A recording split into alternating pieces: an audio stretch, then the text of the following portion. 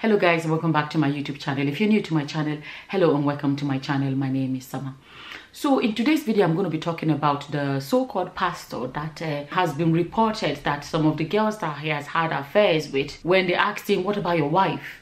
You know, like, why is he having an affair with them? Like, you know, and that he said a lot of these girls, what they have reported is that he said his wife is not good in bed, and some said she's old or whatever. You know, I wanted to make this video and I was kind of like contemplating about few things, and I decided I don't want to mention the name of the pastor because honestly I struggled with if I should say the name of the pastor or not, because these videos, I've made videos where I have said that I worry about like these people's actions and stuff like that. What will their children say when they grow up and they are old enough to watch these videos? So that area was kind of bothering me a bit. I was taking forever to decide whether I should mention his name or not to mention his name. And so anyways, I said I won't say the pastor's name. I'm just going to discuss it. At the end of the day, actually, a big part of what I'm even about to discuss is not going to be about individuals per se, but it is something that I think would help a lot of people that come across this video in their own marriages, and because whoever that is about wouldn't be the only one. There are a lot of stories like that out there. So there is something to learn from it for a lot of marriages and couples. Coming to this idea of a man saying, oh yeah, saying that he's unfaithful because his wife is not good in bed. One main point I want to bring out is this. You see the bedroom dance, if you know what I mean. There is no skill in it that is something anybody was born with. Like, oh yeah, you know, the day you were born, you came talented for bedroom dance. There are things, when I even use the word skills, there are things that people acquire over time. You get my point? And how do people acquire it? I really want people to think about these things. How do people acquire it? It is by exposure. Practicing, if I can use that word, with several different people. That is when you be like, let me put it this way. If the only soup you ever ate in your life is the one that your wife is cooking, you may never know that there's another soup. Let's say, for example, your wife makes a goosey soup, and that is the only one you ever ate. It's going to be the only taste you know, and you're going to enjoy it. But then you go and eat the one made by another person, another woman, and she put maybe Ajinomoto, and you that tiny taste, whatever that tiny difference in the taste becomes, I feel like say that one sweet past my wife own. And then you eat another one by another woman. See, what did that one put inside? I put a no cube. The more I'm using this, you guys will get what I mean. The more you go tasting more soups out there, you will now realize from here to there, because every woman will not cook soup the same way. But the truth is this: if you had chosen to stick with the one that your wife is cooking, the confusion will not be coming up. So thank God there is no harm in tasting different food. There is nothing, food is something you can eat whatever is harmless. Even some wives say can even go and help you. So I know wives these days that can even say, my husband like that mama put. She will even be the one to buy it for you. So food is harmless. There's no kata, there's no wahala involved in that. Unfortunately, when it comes to bedroom dance, it's a different story altogether. I'm explaining the point that it takes somebody going up and down to begin to know, say, the one way their house has, that there are different tastes out there. Going back to the point that nobody was born with any bedroom skills. You acquire them over time. Another thing that I think has really destroyed a lot of people.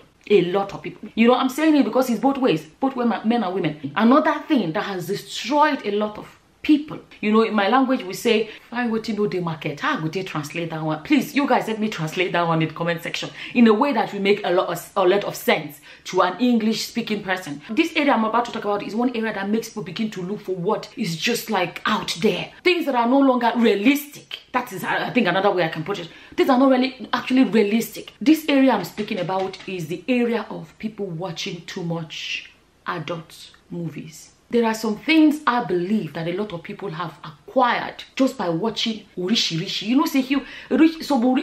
Different things that are just like, you see, adult movies are done in a way to be extra. No longer, chop food, rest, or no longer just dance. Just dance and go and sleep. Dance and move on. No. Begin to show, different dance step. So people say, why do you only use coded words? I make these videos because I've made a video in which I explain that I want my videos that even if you're watching it and your tiny little children are there, you won't be afraid to watch it, because I won't say words that will make it difficult for you to watch in the presence of, if you know what I'm trying to say. So this is what these movies do to a lot of people. You will not see, it's no longer just a dance at Tilogo or dance once. No, it becomes, you know, somebody want to try Michael Jackson mood dance. People that used to be satisfied with just, you know, whatever that they had, all of a sudden, they begin to look for orishi. It comes from experimenting up and down, getting too exposed to other different things. Unfortunately, when it comes to bedroom dance, it's harmful in a lot of ways, because the connection you have as a man or as a woman with your partner is not something you're supposed to be messing with. Even when it comes to health-wise, emotionally, psychologically, it causes a lot of damage. And secondly, no man or woman wants to know that their wife or husband is dancing with other people. Emotionally, it is damaging for marriage. Psychologically, it is not damaging. Financially, it can be damaging. There are some men that have gone into all this kind of that's the word actually, exploring. And then in the process, financially, the man is spending money on different side chicks, spending money on this. I know of a woman too. Where did I see? There was a story recently about a woman that was exploring. She just said, I mean, she tried and once. She got hooked. And then the young boy started saying, borrow me money for this. She now went and took for family savings to go and give the side boy. And now she's stuck because that was how the bobo ran away and never came back. That she does not even know now how to explain to her husband what she did with that money, because she thought, I just borrowed him, I'll bring it. So financially, there are a lot of ways where this is damaging. You get my point? So going back to this topic, the reason why a lot of people have found themselves in the position where they cannot say, my wife is not good in bed, or in some cases my husband, is because of too much exploring. Why can't people just be satisfied? What is the aim of the bedroom dance in the first place? If you think about it, there was one they were saying, a whole pastor. That's what they said, oh. A whole pastor that they said he does this one where they say he has fetish. He has this one, he has that one, he does this one, he does that. There's one where he likes where the lady will now pee on him. There's no way to code this one, to pee on him. And I'm like, how did we get here? A lot of these fetishes, all these things, you know, just come from nowhere. A child that is born today is a clean slate. You know, imagine a clean slate, nothing written on it yet. Experiences and what they see in this life, what they get exposed to, that starts writing on that slate. A lot of these men or women that got into stuff like that, they have gone directions that have dragged them into what did they not even know that, so did they do it like this? Did they do this style? I never see this style before. It's actually interesting. Before you know it, they get sucked in. What is the purpose of bedroom dance? Before to bump picking, or to just you know, hit the spot and boom. If you know what I mean. Hit the spot, boom, everybody is happy, go to sleep. But it's no longer enough now. People want more. And they have dug themselves into a lot of mess. Another thing I wanted to say is, there was one he said his wife is always praying, always praying. That's why she does not have time for him, or whatever he said. If your wife is praying a lot, what are you waiting for as a pastor? Join her and pray. If you're praying with her, maybe you too will be preoccupied. Because you see, there's one story in the Bible that we all speak about. David. You see David going to go and meet a married woman. David was the ruler of the time. He had sent all his men to war, but David stayed at home. And one day he was looking from wherever, and he spotted a married woman bathing outside. When he spotted her bathing, he liked what he saw, and he sent them to go and bring her to him. That was how David go do what he was not supposed to do. Did what he was not supposed to do. And then later on he found out that she was pregnant. Do you know what he did? He now asked for the woman's husband at the war to be sent home, so that the man can go and be with his wife, so that it could be like saying that the man gets the pikin. If not like today, he wouldn't need to do that. He could just do abortion for him. But that time, the man now said he's not going home. How can I go home to be with my wife when my mates are fighting at the war? So David could not cover up by that one to say, make it be like saying that the man get the pikin. You know, say that time, they know they do DNA. You get my point? Any woman that gives birth, the husband would think that the baby is his. The husband now said, no, he's not going home. But do you know what David now did? David now sent that they should put that man at the forefront of the war with a bigger chance of him getting terminated. You know what I mean? At the war. And that was what happened. But one part of the story that is important is the fact that if David himself had gone to war like his mates, He wouldn't have been available to be spotting a woman that is backing outside. A man that says, my wife is always praying, that she does not have time. What are you doing? Oga, follow her and pray. The pastoring thing, if a pastor, your wife is praying, that means you're not praying enough. It should be they say prayer and I be the warfare. Your mates are at war. Your wife, your mate is at war. Praying.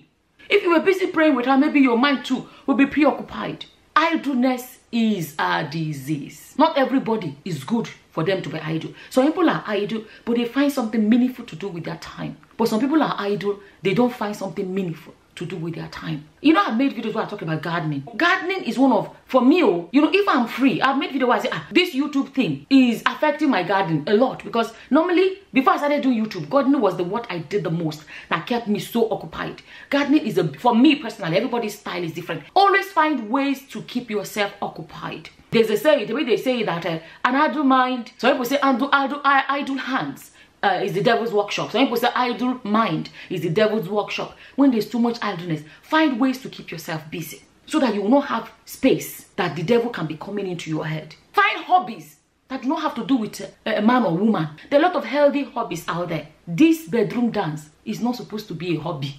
It's supposed to be a loving thing couples do. Another section, if somebody is single now, the person now say, I'm trying out different people to see who I will marry. Is different. There was one post somebody made one day on Facebook and said, you people that are married, what is the best thing you have enjoyed? Or something about, what is the best thing you have enjoyed about being married? Or the best thing about being married? And a lot of comments were like, oh, finally being able to do bedroom dance without feeling guilty that you were committing a sin. You see that? Because you now have the right, a legal right, spiritual right, every right in the world to dance with your wife or with your husband. You understand? But single people are tempted. They are tempted to go dance it out. And you know why? When I say tempted, you see this idea of marrying somebody without experimenting. Some Christians struggle with it. I'm not coming here to preach to anybody. I'm just saying that some Christians struggle with it. That they must try it before they enter because they don't want to enter and start regretting that this is not the right person. Most people want to be faithful when they get married, but they want to make sure it's the right person because they don't want to go inside and ask, okay, this is not for me. You get my point? So that's why some people feel like that area or they struggle with it. They end up describing 1, 2, 3, 4 people before they choose. You get my point? The so-called skills you are acquiring, apart from the really ridiculous fetish ones. Like, let's say, like some, you know, not everybody wants all those skinny, but there are a lot of skills that people have acquired, whatever way they've acquired. You can bring it home into your marriage and tell your husband, say, I don't like it when you go this direction, I prefer this direction. I don't like when this, and work on it. Bring that skill and, you understand, implement it in your house. There are some, going back to using a food as an example, some men go and be like, that soup we ate in that patio, do you know that edikaiko? Edikaiko is nice, oh. I would like it if we can be eating edikaiko at home. A lot of women are happy to say, let me, you know, go and learn how to make it. You know, I shared my story about when I got married. I got married to a man of a different tribe. He didn't ask me to learn the his tribe food, but I actually went. He loved Igbo soup, but I went and I learned all this because I know what it is to, you know, to like your own traditional food. I personally went and I started going to my neighbors. Oh, can you come and teach me how to make this one? And they will say, okay. And this neighbor will be like, go and buy. They'll give me a list of ingredients. I will go buy these ingredients, bring it home, and then call them when I have one. They will say, get it ready. I will slice the vegetables. I will do everything, whatever is.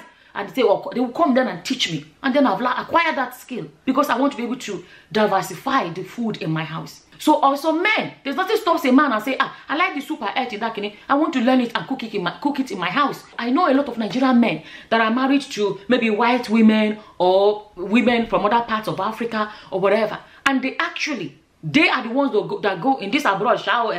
They are the ones that go to the African shop and buy the African food stuff. They come home and cook it for their Oyibo wife. I have seen a lot of that. They come home and cook it because they know that, okay, this is my food, I'm missing it. And my Oyibo wife doesn't know how to cook it. And they cook it in the home. The same way, there are a lot of things that a man or a woman can bring home. Discuss it with your wife or your husband.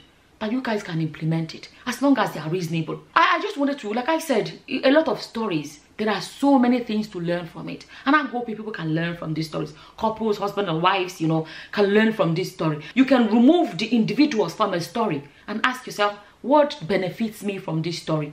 A lot of stories that you see on social media can just become gossip and just whatever. But you can say, what do I take from it? Is there something for me to benefit from? I think this is what a lot of us should look into in this aspect of it and find ways to work in their marriages to make it what it is. That's basically what I wanted to use this story to discuss in this video, and I hope it's useful to somebody that's watching it today. And as always, whatever your opinions are, feel free to leave them in the comment section below. And with that, I'm going to say thank you for watching. Until the next time, guys. Bye-bye. Bye.